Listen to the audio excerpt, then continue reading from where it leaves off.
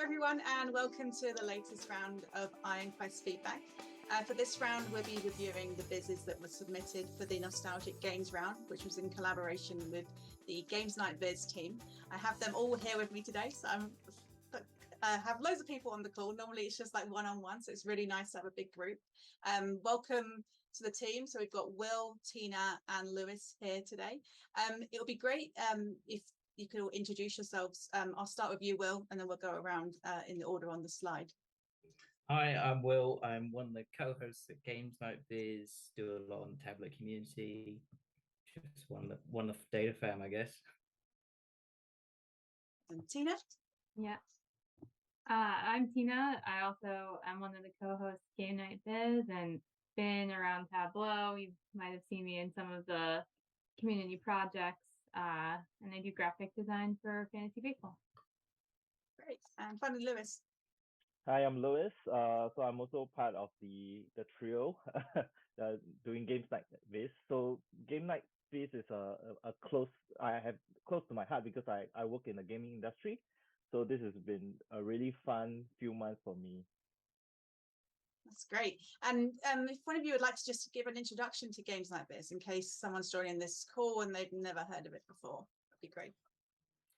Okay. So Games Night Viz is all about just sharing data from different games. So we put together different challenges, mostly around data visualization, a bit around data prep and a few design challenges as well. But all the project themes are inspired by different games. So this can be any game. We've had games like poker, like the card game. We've had like a lot of Super Mario in the past, a lot of Pokemon. Yeah, a lot of fun different games that we kind of bring that data together and see what visualizations we can make. And the community makes really fun, inspiring business. There's some of the joy of running this project. So yeah, it's been really great to see. I think you launched it at the end of last year, so the end of 2021, and I love all the fun vizzes that have come out of it since then. And there really is something for everyone. Like, I wouldn't consider myself a gamer by any means, but I think there's still vizzes that I can relate to that come out of it. So yeah, just keep up the great work, guys. I think it's going really, really well. It was a privilege to team up with you for this project as well. So this was in collaboration, obviously, with Games Night Viz, and the focus was nostalgic games. So we asked people to go away and think about the games perhaps they used to play as a child, and that could be any type of games. So I think in the blog post we mentioned it could be board games, computer games, even games you might play in the playground, like absolutely anything. So I think we had about 12 entries overall, which is great. And we're going to review about half of them today. So these are people that have opted in for feedback. So let's get straight to it. All right, so first up, we have a viz by DataKo. So let me just load that one up here. And if you don't know, DataKo does a lot of her vizzes live on Twitch, which is awesome. So she builds these live, and you can follow along and watch her build out some Tableau vizzes. Now this one is based on a word game, Mad Libs. Now, I actually hadn't heard of this game before. I don't know if any of you had. I had. I've done a project on it once before. Okay, maybe it's just me. I said I'm not a gamer, but yeah. So this game involves filling out a list of words with zero context, and then it kind of puts it into kind of like a story for you. So the first view that we see here is an overview of kind of like how the game, like the internet searches of the games had the popularity over time. I think we've got data since 2004 here. So she mentioned that the popularity of the game seems to have declined. Has anyone got any feedback they want to share on this part of the viz before we move on? When I saw this, I initially scrolled back on the year filter at the bottom there, and I found like there was a data point for like 1970. There's a lot more data in here. Oh, mine, I had a data point for titles published, which I thought was interesting. Well, I'm not sure if it was meant to be there or not. Yeah, and is this I wonder if this was for intention of a mobile view or Mad Libs are kind of, I used to do them as flip books, so it makes me think of the flip book, but I'm not sure if it was mobile. I'd probably remove the labels from the the bars, just because when you do use the filters, they get a little crammed. And it's so close to the axis there. You don't really need them. You can see that timeline. Yeah, I feel like the design, it may have been designed for mobile. Yes. Because it's, it's very concise and compact, and the right kind of layout for to use on the phone. But I feel like maybe this kind of chart area could be optimized, as you say, Tina, to like rotate the labels for the years and just remove any like redundant axes, just to give it a little bit more space. Actually, I feel that what DataKo is trying to do is to kind of highlight the correlation between the increase of titles and the decrease of the Google trends. So in line of that, actually, instead of using like bar charts, maybe having two line charts that kind of form an X would kind of bring that message more stronger up. Yeah. Mm.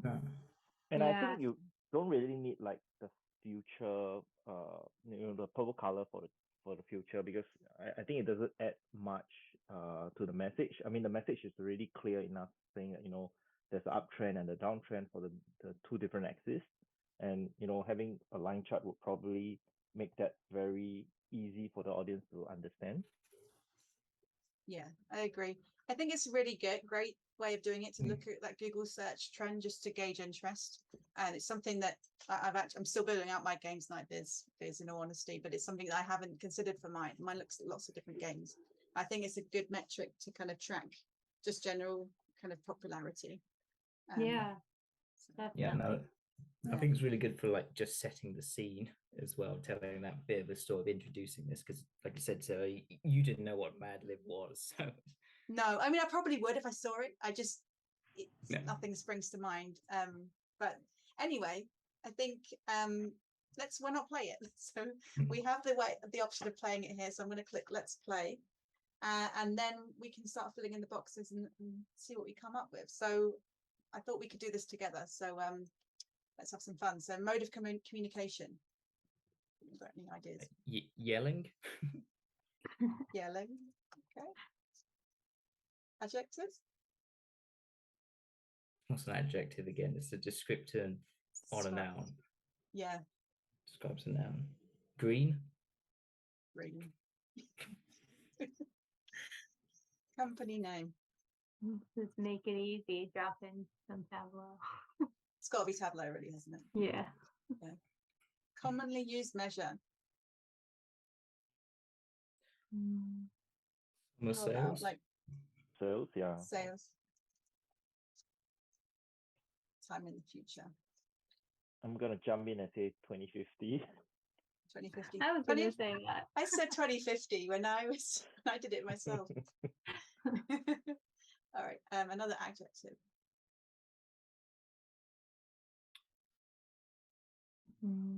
Vivid. The one, can you say happy? Is that an adjective? Yeah. Yeah, that's good. Yeah, go with it. Verb. Crying. I just want to see where that comes in. Noun. I think.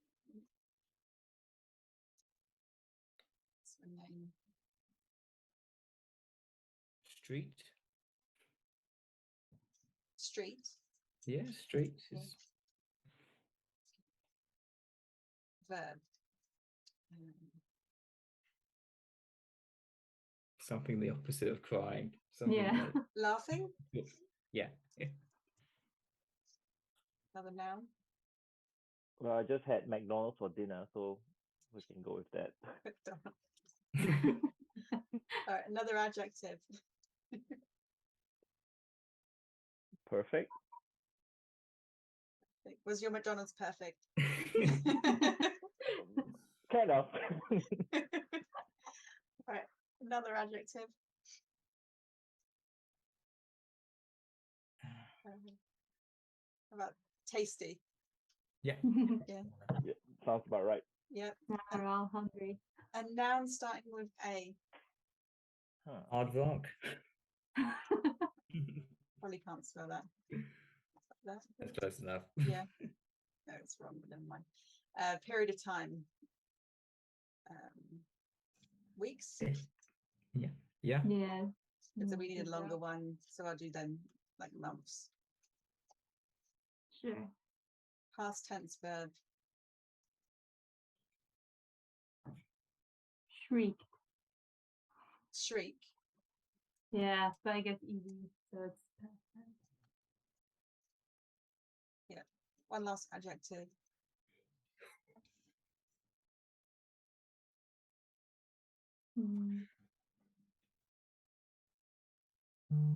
This is hard. This is a lot. So many.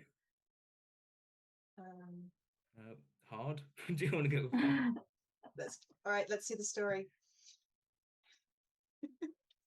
This morning, my manager sent me a yelling with a green request. Our customer Tableau needs an updated dashboard on their quarterly sales metrics by 2050. Wow. Will Tableau still be around then? We already have vivid data stored in our system, so this couldn't be too happy. I'll just need to crying the measure onto the row street and the date onto the column shelf. Of course, I also have to write laughing the date McDonald's and select quarter. Then I just create a perfect dashboard and drag my sheet onto it. A good, tasty title will be important too. Maybe I should make some big aardvark numbers for the dashboard. Let's do sales this week and sales this month for a good at glance comparison. There we go. All shriek. Time to send this to my manager. I'm sure it'll be hard.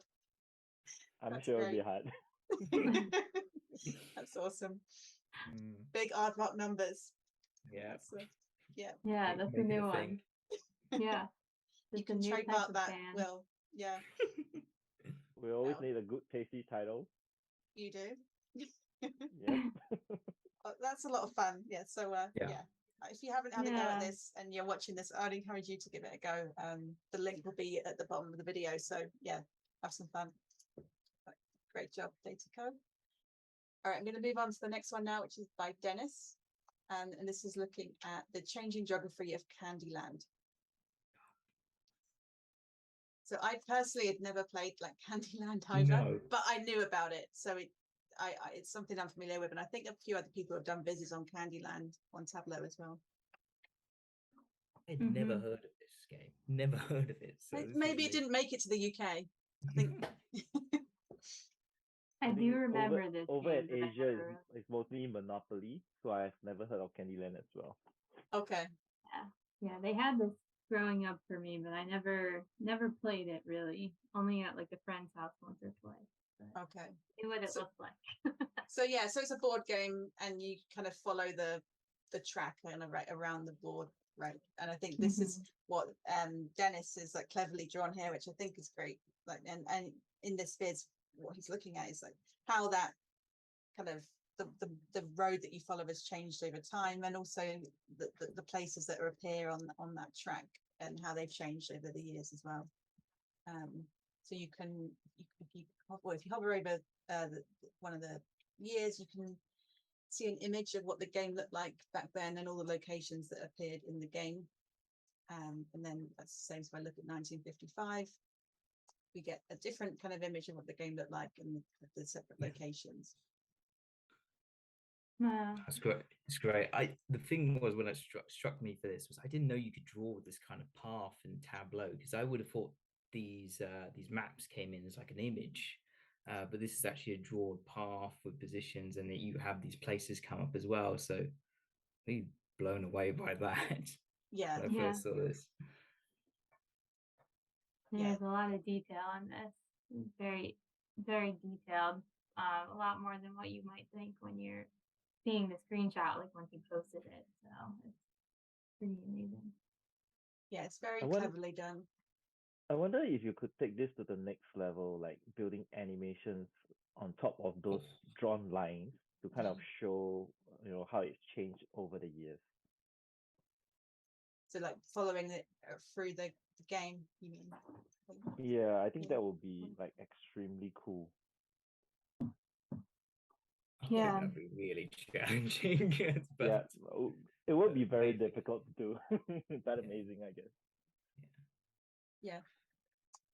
I think, you know, I love this viz. I think it's like really creative. I guess if I was going to change one thing, it might be, and I don't know how you'd go about doing this, just maybe the layout with these places. Because when you're looking at it on a single screen, you kind of miss this one down here, which is effectively the same. So every year has a stack of points to give you a sense of like what places were included in that year. But I guess it would be nice to see them as like one continuum. But it would also mean a really wide kind of viz.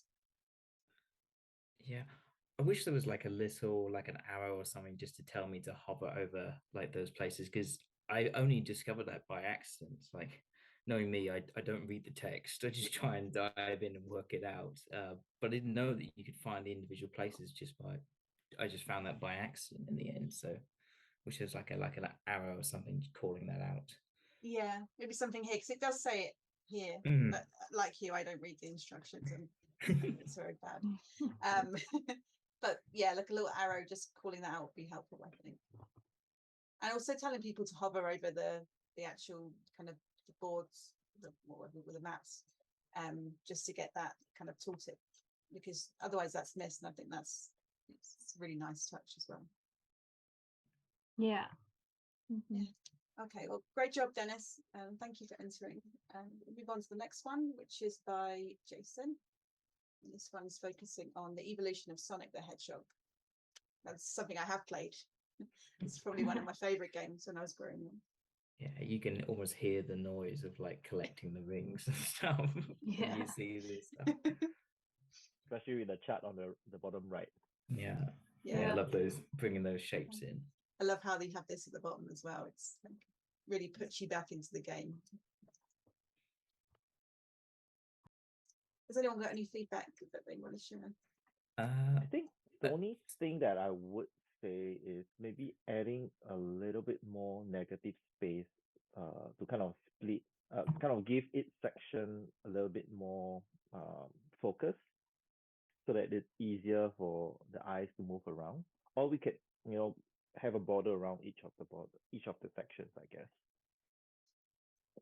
Yeah, so like I think adding a border around the whole thing as well, just to bring it in and give it some space so things aren't going up right to the edge, I think would be good. And one thing I noticed that was missing was a title. Yeah. So just bringing in a title, I think, would help with that as well, naturally. One thing for me, I know, so like this platform, this chart here in top middle with platform, miscellaneous, and racing. I was wondering whether I feel like you're trying to highlight platform in blue, but it's all fading into the background almost. I don't know whether that could be like a yellow, like the rings below, in the same color, just to try and make that pop out a bit more from the visual. Yeah, that's a good point.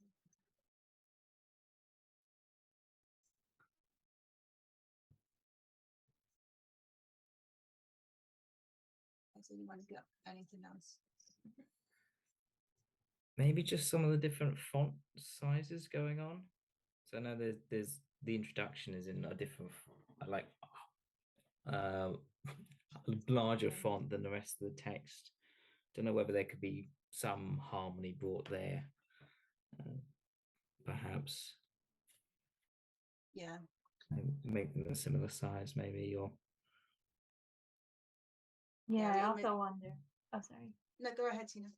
I was just gonna say, I also wonder if it was Times New Roman or if there was a different font used and it defaulted. Because I know this is that default font, so it's possible that might have had an impact too. Yeah, that's a good point. On this pack bubble chart, it's trying to show the number of games by console.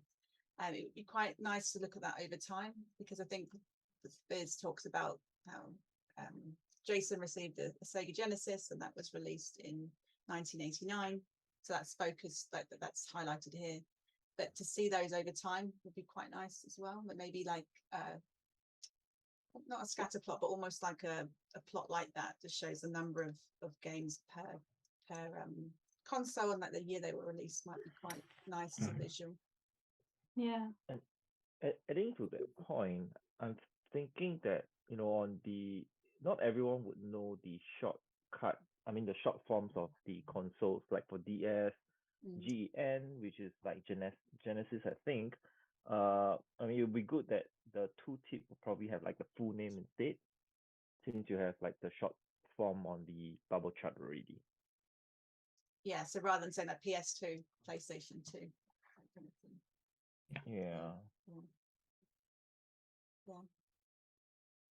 No, that's I would great. say the same thing for the bottom right chart as well. So if you roll over like some of the points, you would see that the numbers there are also kind of short forms, and the axis is really short form. So I guess you could, add a bit more context to it by showing the full actual numbers instead.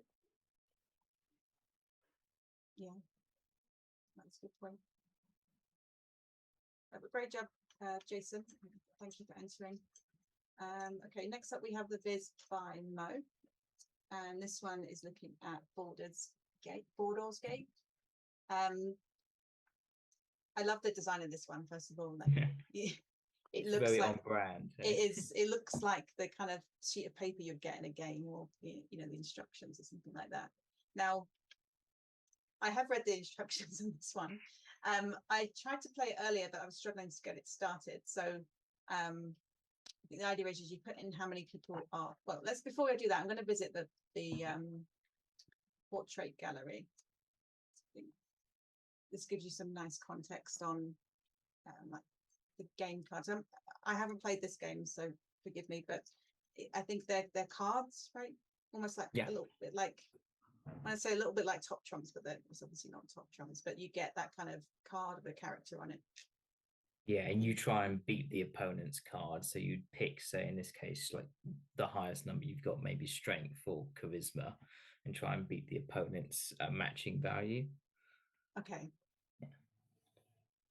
And I think we've got some interactivity here, so we can actually change the characters, which I thought was really cool. Mm. You can see like the cards in the deck almost. And it says hover over the symbol to find out more. So see how many are gnomes, elves.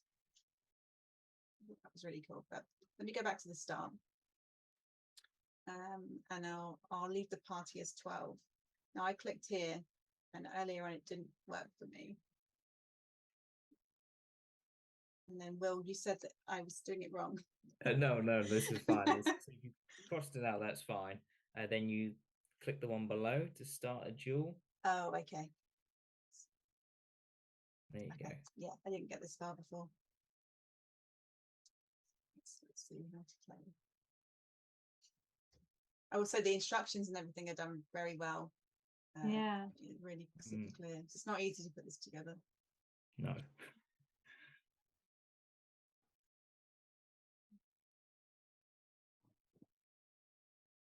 Yeah, that's nice. So I guess. So if you pick one on the left, you pick one of those 6 you think is going to beat the other character. Okay, so I'll go for Constitution since it's the highest. Click to duel. Oh no. Oh. Lost. Click to continue.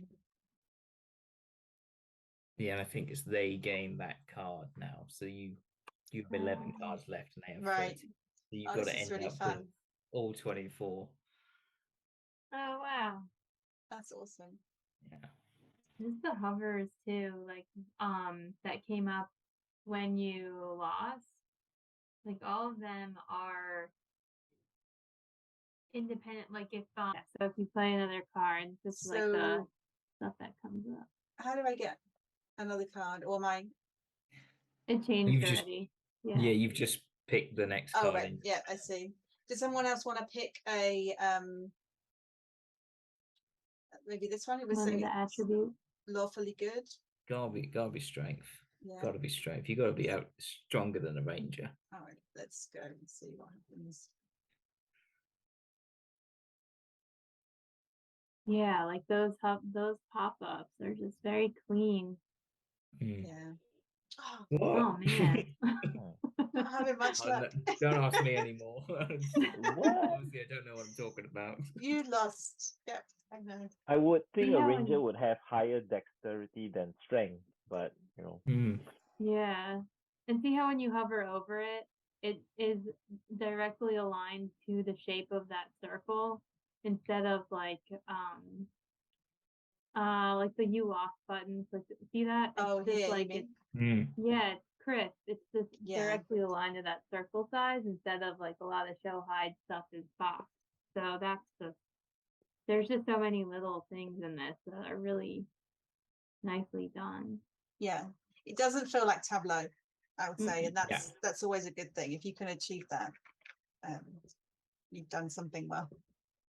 All right, I'm going to continue playing this later, but in the essence of time, I'm going to move on. But great job, Mo. Thanks. Let's hope you win. So I win, yeah. All right, next up is Mohit, and this is a Snakes and Ladders game. So again, it's a playable game that we have here. So Nice. I really love the this one. design. It's the design's super crisp and nice. Yeah. So I'm just going to click free. Feel free to like talk about it while I do that. So we've got the rules. I'm not going to read these in the essence of time, but I think we can go home and then go to how to play.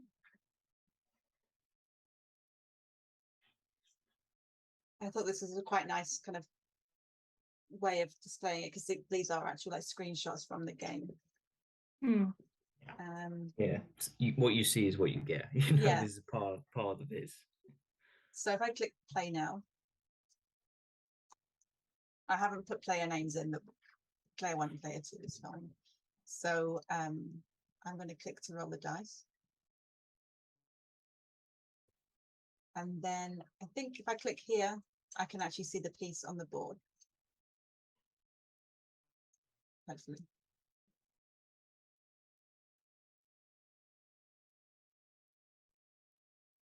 Or do you click on the 2? I think that just rolls it for player 2. I struggled to show the pieces earlier. I think maybe I'm doing it wrong. Maybe try the player 2 piece then. Oh, let's player 2. Oh, yeah, that's on there. At 1, so that's right. So if I pour it as nice as I can, and then click player 1. Something like player 1, but I got this working earlier.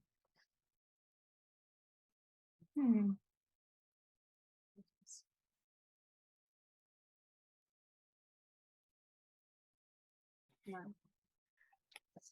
I can't see it, but it did work for me earlier. But I think the idea is, you keep going back and forth until you can get to the top in the Snakes and Ladders. I would like to see that kind of piece on the board the entire time, if possible. Yeah, you almost want them starting at position 1 and then just start rolling. You just because you've got the icon there to say whose turn it is as well, so you know who's starting. Yeah. I think without that, even just maybe a ban or something that just showed kind of what space that player is on, like a ban per player would be helpful.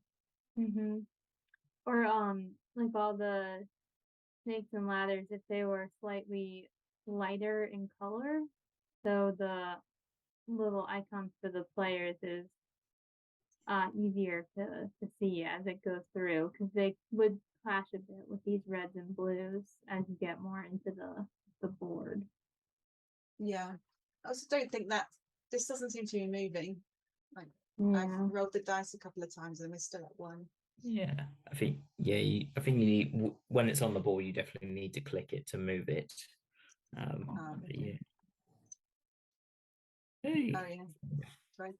That was definitely it through. But I really like the concept. Yeah. Yeah. Yeah, I like what you said about the band as well. I don't know whether you could add like a little calculation that told you how far one player was ahead of another or something. Like Yeah. blue player one is like 3 spaces ahead of player two or something. That would be nice. Maybe some competitive element, like they're catching you up. They're getting Yeah. close. Yeah, that would be fun.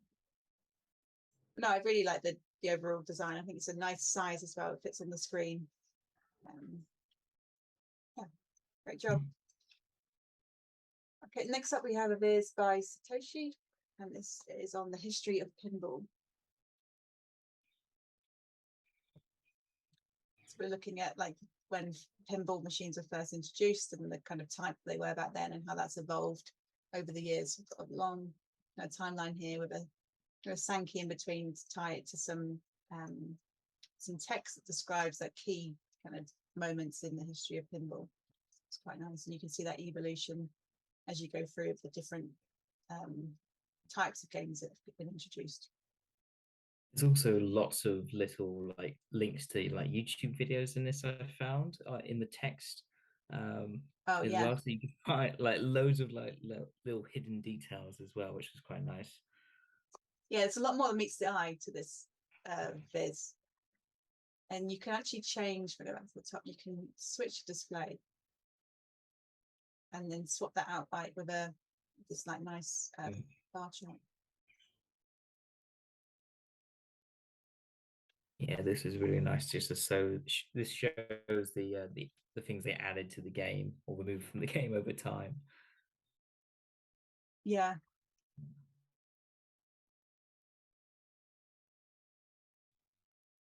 And then if I hover to flip, I'm not sure what I'm flipping. They did work for me. I think they take a little bit of time. Oh yeah. There you go. Hey, that's a nice touch. Yeah, that's cute.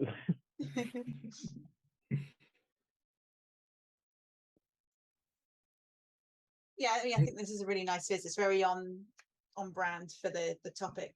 I think I like seeing this kind of. I know there's a lot of text here, but I think it's done in a way that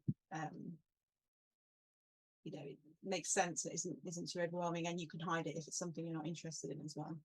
Yeah. The only thing I was looking for, so when you scroll down on the left, you have your bar. I just wish there was like a note or something to tell me what the light blue was. I know we have the legend at the top, but by the time you scroll down here, you can't quite remember what it is. Yeah. Again. Yeah. Yeah. So if you had like a note saying, "Oh, first solid state board was released," something just in the chart there, I think that would help. Yeah, I guess it was 75, so it's the note for that one is up here. Yeah. And I guess you can it's a case of like tying the like Sankey line to the text. So that one, I think. Yeah, just surprise a bit work. I think that's just a it's a constraint you have in this kind of format, right? Yeah, just because of the amount of text. Yeah. I wonder if horizontal would work for this as well. If the horizontal layout might have worked too. Then you can have all the text beneath or above it, and the lines could go both ways, so there's less of the kind of wave of the Sankey, so it's easier to follow. Yeah, that might work. Okay. Yeah. No, I think this is super fun. Great viz, and nice kind of storytelling as well with the annotation. All right, the last one I'm going to look at today is by Yash, and this is on the game Road Rash. Again, one I haven't heard of before.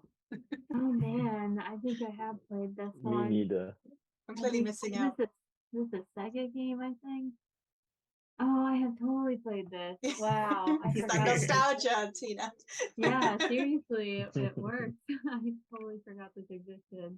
So this is an abandoned motorcycle racing game came out in 1996. I like how Yash has included the YouTube video embedded in the Viz, so you can actually see what it was like to play.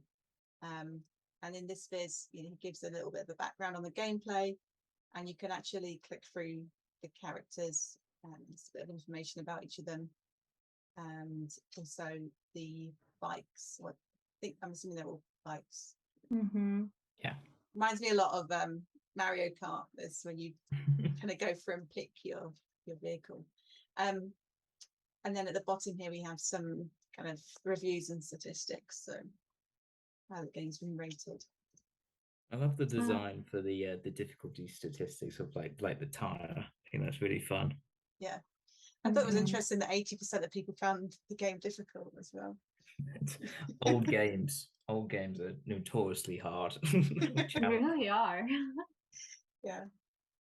I mean, I like this. I think the interactivity is quite obvious with the arrows.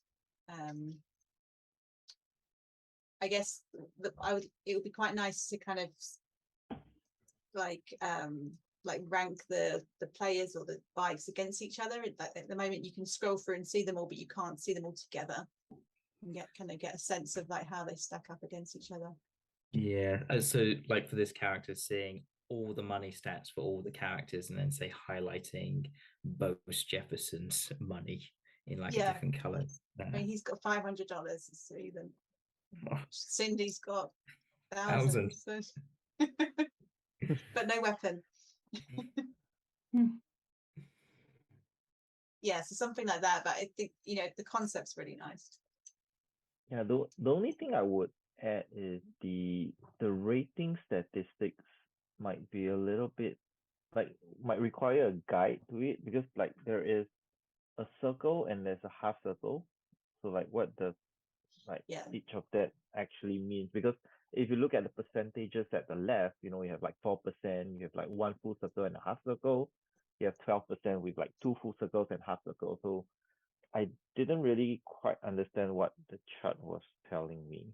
It took me a while to figure this out, but I think this part on the right is essentially what you see on the left here. So 1.5 stars is 1.5 circles. Okay. I feel so silly now.